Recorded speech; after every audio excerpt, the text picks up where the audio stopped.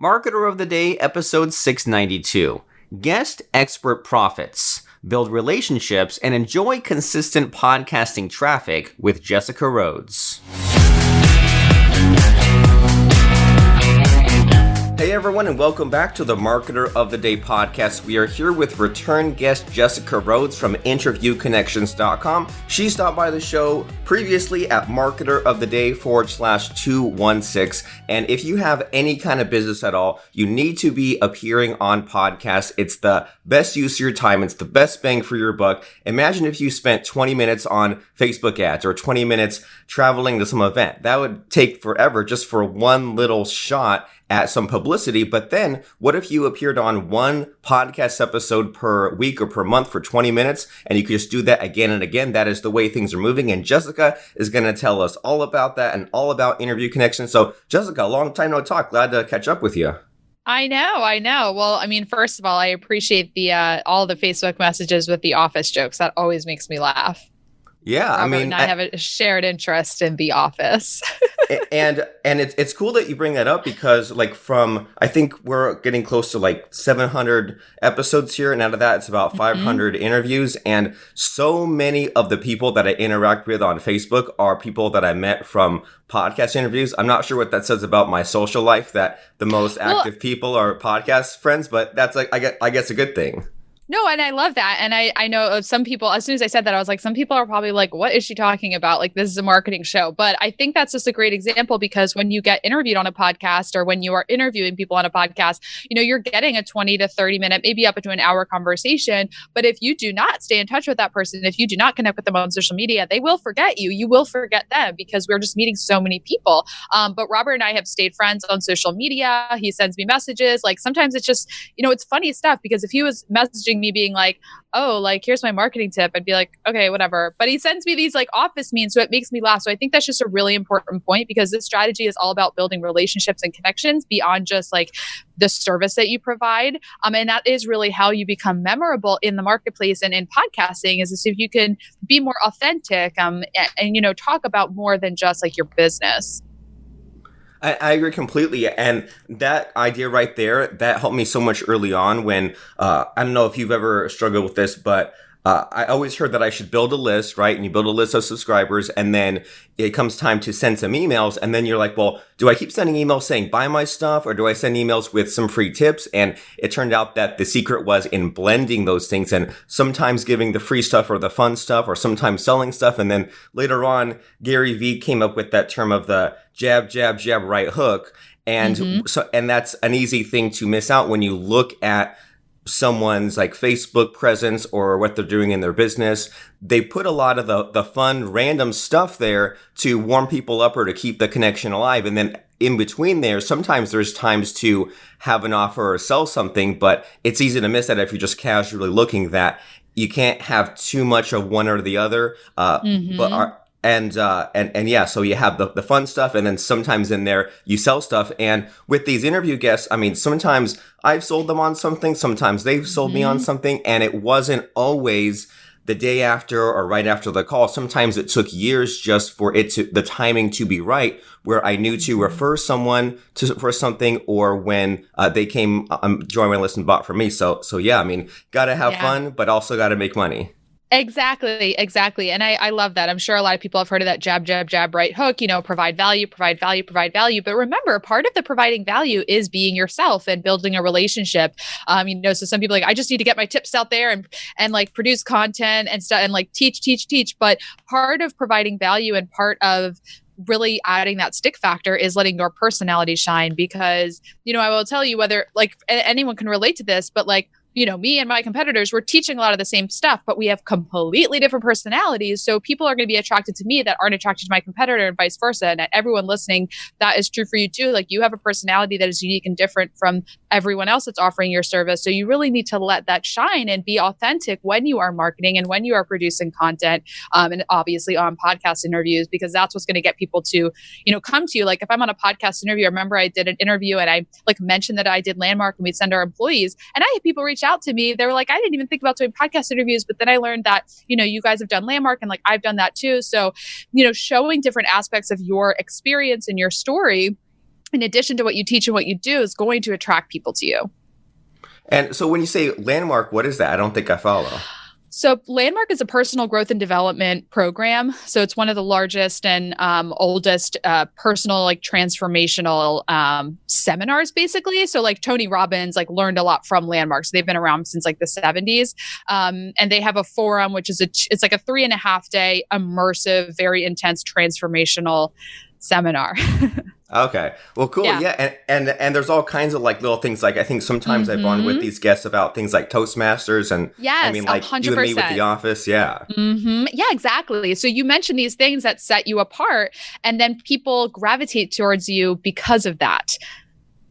Yeah, and that's really reassuring too, because like you're making me think of there's all kinds of like different people where something weird and random where it makes me remember the person because it's just some unrelated thing that stands out. And it's reassuring because it's easy to fall into that trap of saying, I need to be super professional and be careful about what I say, and better to let your personality show is what you're saying. Exactly. And just like another example, I think my business partner, she has like senior pets and is really passionate about like rescue animals. And that has really like, we've had clients that really connect with that because that's like a unique, aspect to someone's personality is that they really are passionate about that kind of animal, that kind of pet. And so you just really need to know what about your story is unique and interesting. And it doesn't always seem interesting because it's your story and your experience. But that is what will make people want to work with you. And that's why podcasting is so amazing, because this is the platform where those little nuances of you come out in a really cool way. So I definitely want to make sure that people know the power of being authentic and honest about different aspects of their story, in addition to teaching and providing the content that you have to share. And also what comes to mind is that in discovering like what people gravitate towards or what about your personality is noteworthy is that there's a lot of the feedback there, right? Like you can decide in a vacuum this and this, but until you take your show on the road and appear on podcasts and see how the host reacts or see how the audience reacts, there might be some unexpected things that are part of your package, so to speak. Oh, completely. You have to practice. You have to, get in the game, get on the field. Like you need to start actually doing this to know what's going to work. And so many people get stuck in analysis paralysis, or they keep kicking the tires down the road. Like, I'm going to do this next quarter, next year. This will be a 2020 thing for me. But any type of marketing that you do, like you need to invest now in the results that you want in the future, because it takes time and all marketing requires testing. You can't say that this strategy is definitely going to work and produce this number of results, because guess what? Some factor out there might change. Some variable might change. People, Facebook could come out tomorrow and say, we're shutting down the groups feature. Like you don't know what is going to happen. All you know is right now. So you have to start and test and see what works for you. You can't just keep analyzing and thinking about it. And that right there about, traffic sources drying up or things in business not working, it can be kind of scary. I mean, you make me think about, there was one physical event, live event seminar I used to go to about 4 times a year, and it got less and less in attendance until it stopped. And that was a huge chunk of my business just gone. There was a message board where I'd post an offer about once a month and get way more customers than I realized. And then that traffic source dried up and that was gone. And what's good about podcasting is it never dries up, right? People aren't going anywhere. And if you can build this kind of network and always be growing it, then, ideally you build your network faster than those little things that fall off the vine are dying. And so that way, if you have these, and it's like more long term, right? It's like you have this circle of friends, and they know people and they know people. And then that way, if just this one website shuts down or this one event stops happening, or like you say, Facebook groups go away, it doesn't matter because the people are still there. Exactly. And, I want to make sure that people know there's a balance between testing and changing, because for example, I invested in sponsoring a particular conference for several years and it worked out really, really well. But as we looked at it, we're like, okay, the market's changing. Our business is evolving. We're working with different kinds of clients. So we, shifted. We're like, okay, we're not going back to that particular conference. And people are like, why? You went for so many years. And it's like, but things change. But you don't necessarily want to make these changes, haphazardly, like make knee-jerk decisions, because I see that all the time in podcasting. People do 10 interviews and they're like, well, it's not working.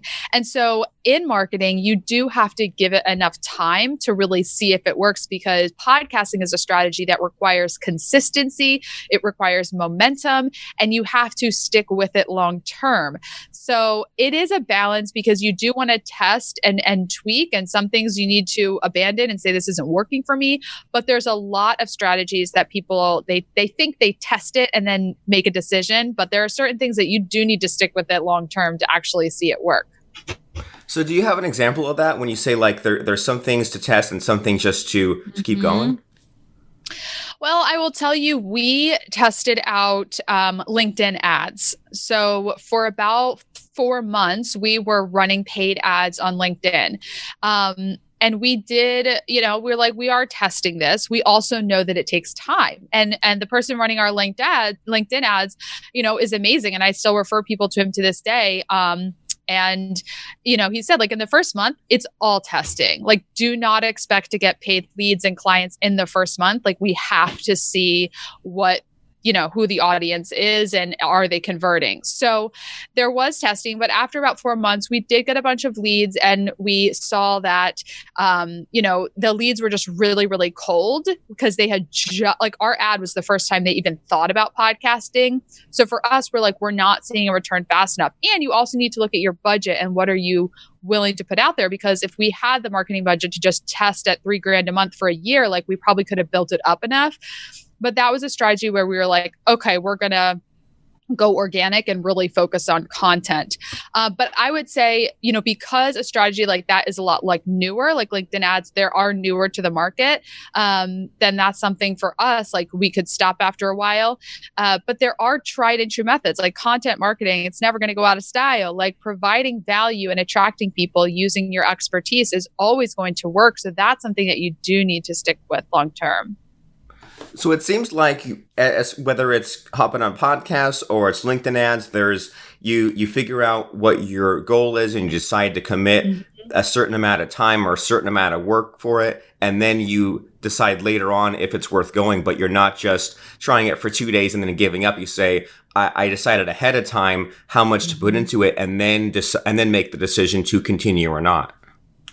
Yeah. I think, there's obviously a lot of factors. I can't, give a blanket statement to every single person listening. Like, you all need to do this forever and not give up, because you have to look at your own budget and your own time and like prioritize. Because I was talking to someone yesterday and, talking about building up your Instagram and focusing on social media. And sometimes you are busy to the point where you're like, am I going to post to Instagram? We're going to serve this client. And so you have to kind of make those decisions day to day and like put in systems in place to build out a team so you can ultimately, do it all. But that just comes down to like a judgment call of what's going to work for you right now. But in general, I would say with marketing, you do need to commit to things long term. I agree too. And then so specifically with podcasting, it seems like at some point or another, when someone asks me about traffic, or I have a client who says, I want more customers, I want more patients or whatever, like inevitably I end up saying like, you need to be on a podcast, because it's easy to say, oh, well, it's not worth it unless I go on 10 podcasts a week. And I'm thinking, well, you haven't been on any podcast. Just try it out. Just ease yourself into it. And so as far as say someone comes to you and they join Interview Connections, what are the things involved to getting on a podcast? Like, do they need a bio? Do they need to figure out like what sort of show to go on? Like, what are the steps to get from just joining you to being on a single podcast? Yeah. So going through the process of creating a one sheet is really important. I would say like that is the most tangible first step that everyone can take today.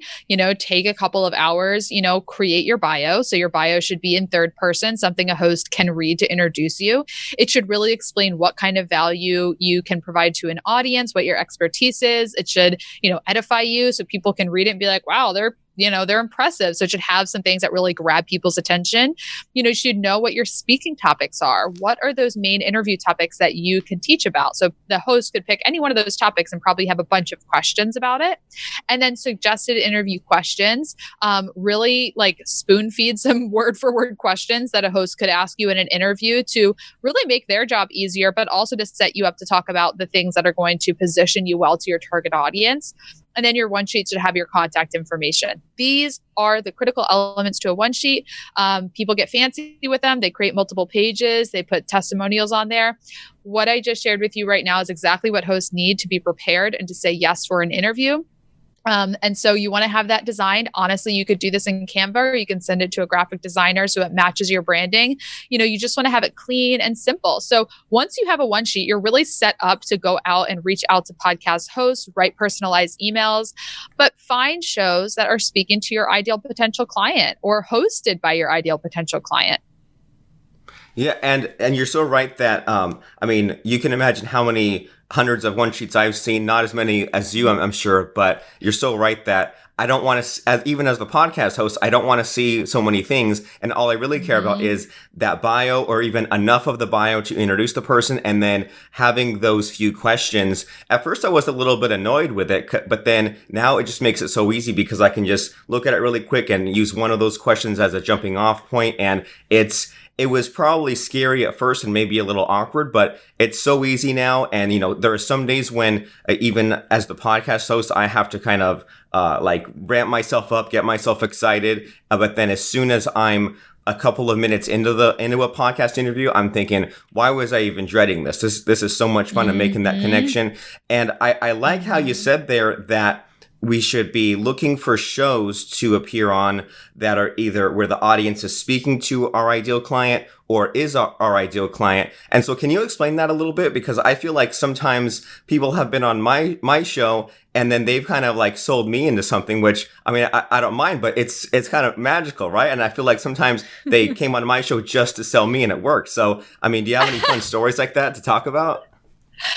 Yeah, it honestly happens all the time, with our clients and sometimes with me as well, and people get really into thinking about, okay, I really want a show that's talking to my ideal potential client, but sometimes the host of the show is your warmest lead because they're the one that's actually talking with you. Obviously, the listeners are hearing you, but the host is the person that you're actually communicating with. And so the other thing to realize is if the host is in your potential, target market, their potential client of yours, then it's likely that they're going to have listeners who are like them, or they're going to know other people who are in your, target market as well.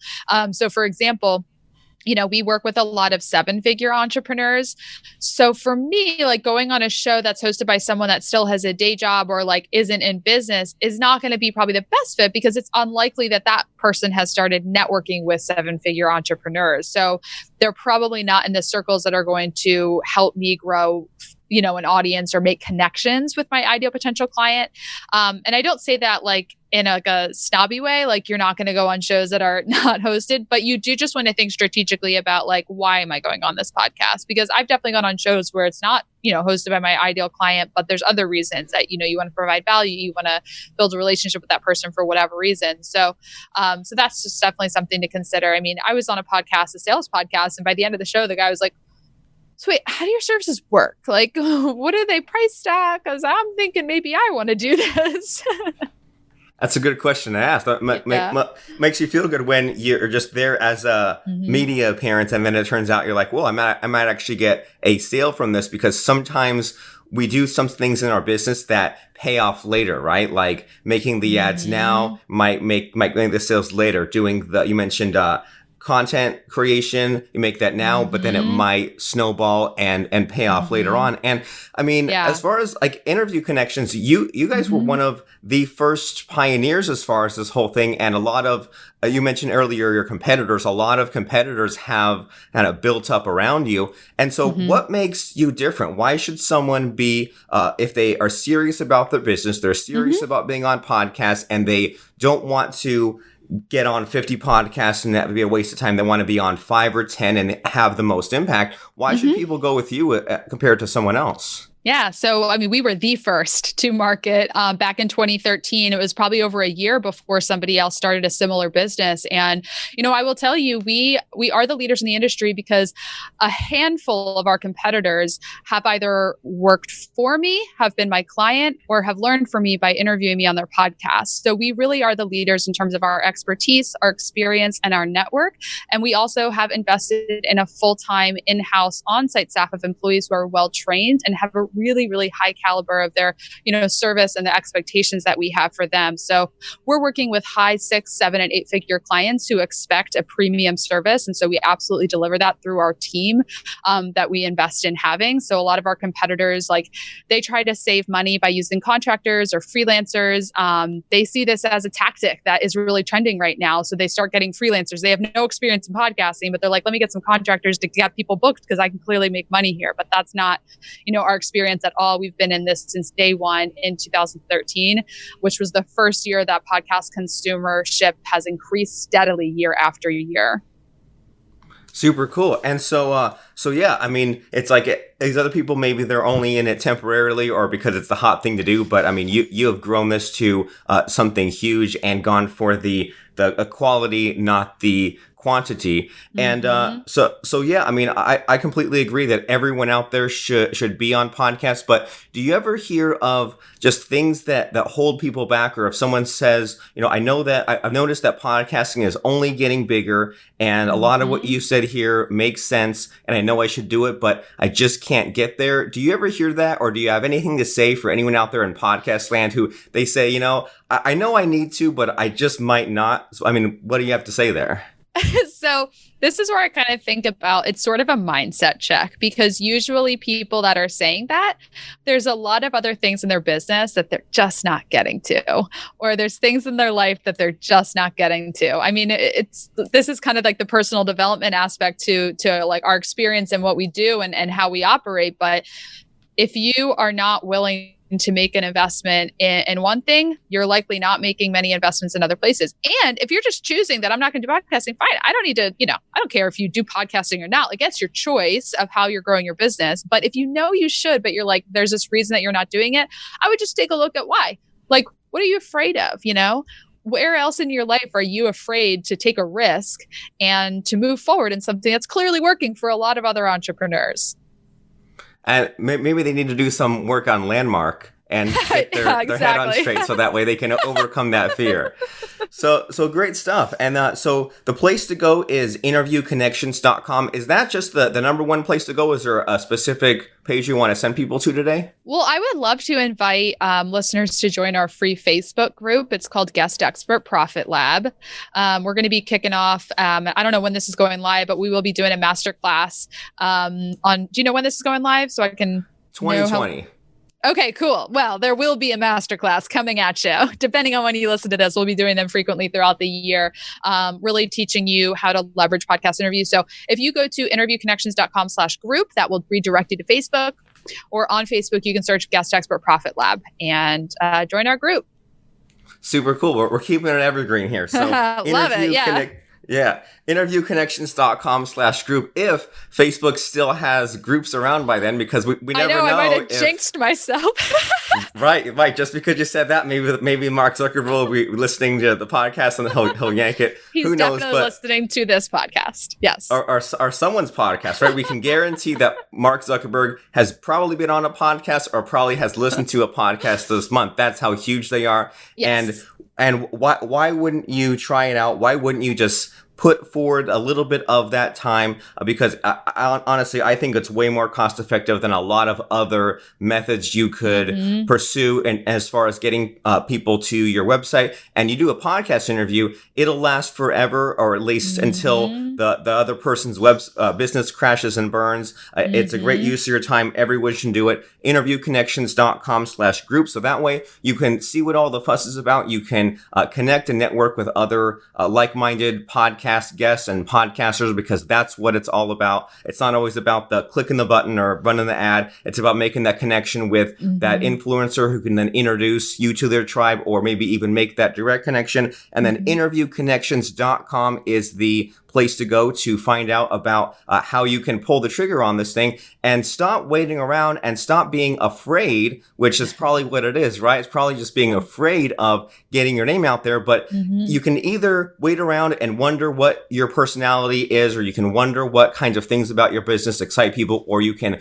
finally get that feedback and you can finally begin that experiment and have some fun, make some money, hop on podcast, interviewconnections.com, and we'll see you there. And thanks so much, Jessica, for taking the time as the big boss CEO of the big agency. But I always appreciate when people slum it on my podcast. It makes me feel good. So thank you. Thank you. Thanks so much. Please subscribe, rate, and review our show at marketeroftheday.com/iTunes and like us on Facebook at marketeroftheday.com/Facebook.